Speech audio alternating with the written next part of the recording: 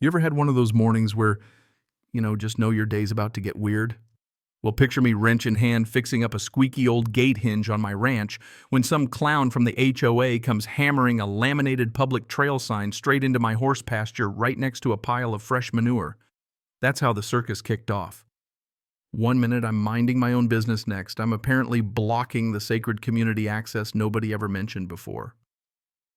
Then Natalie, the self-proclaimed queen of suburbia, comes storming over shouting that my gate is emotionally aggressive and hurting home values. I half expected a camera crew. Nope, she was dead serious. So within days, there's orange stakes everywhere like I'm being invaded, and some jumpy guy with a measuring tape keeps flinching every time Belle, my chestnut mare, snorts. All this over a gate that stood for 15 years right where my property line sits clear as day on the map.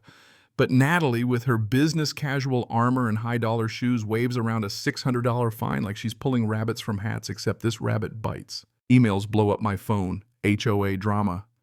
Legal-sounding threats, the whole 9 yards. By lunchtime, Simon Moore, her nervous little sidekick, shows up snapping photos like he's prepping for a real estate scandal. And let me tell you, watching him panic every time Belle moves is the only comedy I get out of this nonsense. That night, I spot new orange stakes running straight through my pasture plastic signs declaring my land public property. Next morning, my decent folks-only signs got red paint dripped down like a murder scene.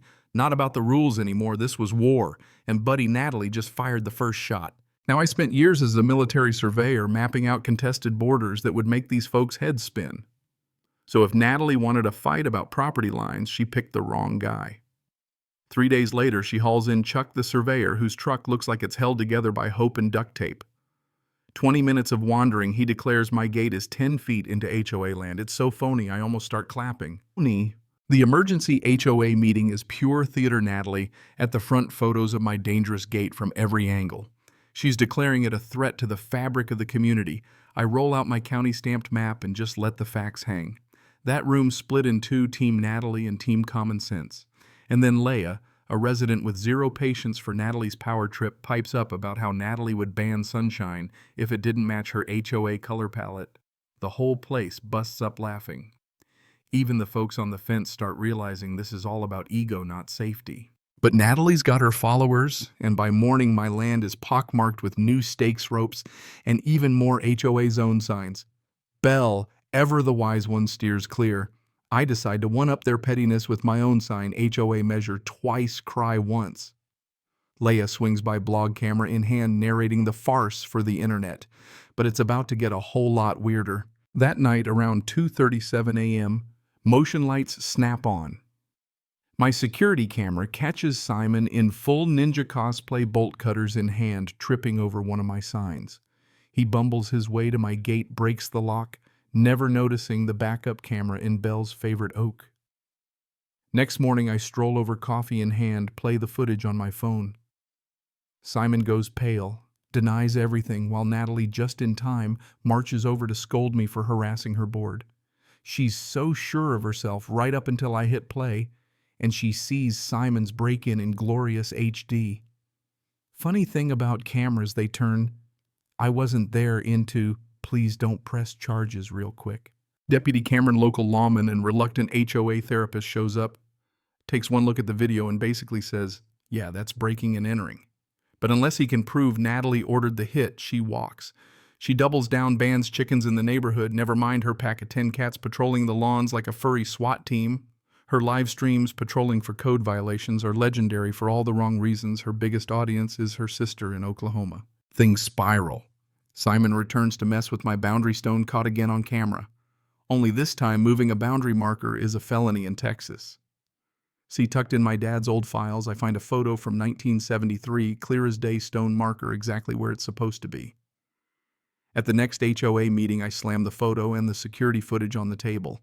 Natalie shrieks about doctored evidence, but Simon breaks, admits he was just following orders, lunges for my folder, trips over a chair, and chaos explodes. Now residents are up in arms. Margaret Williams, who's been around since before Natalie, asks if her taxes shot up because Natalie's crew moved her lines too. The whole scam starts unraveling. Natalie's live stream meltdown is comedy gold. Her cat ends the broadcast with a leap onto the laptop face first. By Friday, restraining orders keep Natalie and Simon away. Feels good, but then I uncover something wild. The old boundary stone sits on top of what used to be Natalie's driveway. which means her whole house, her precious lawn, her gnomes are actually built on my land. She didn't just steal a few feet.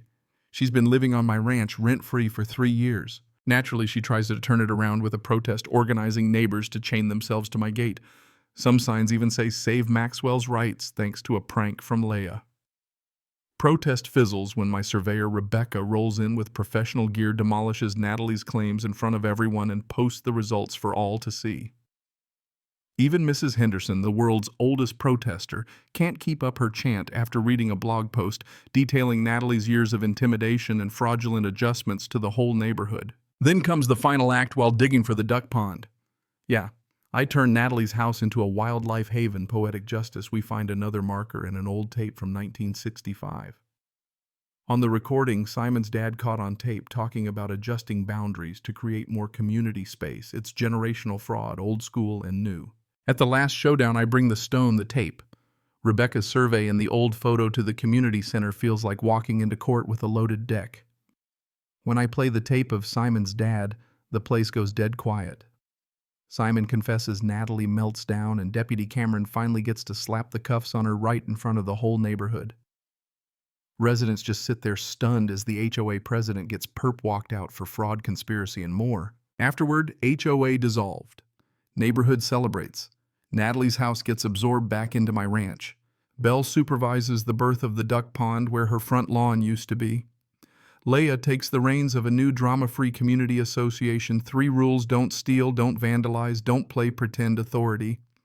Even old Harold, author of the infamous Duck Diaries, returns shaking hands and finally getting some peace. But just when I think the madness is over, a new letter arrives from some countywide property consortium claiming jurisdiction over all former HOA land.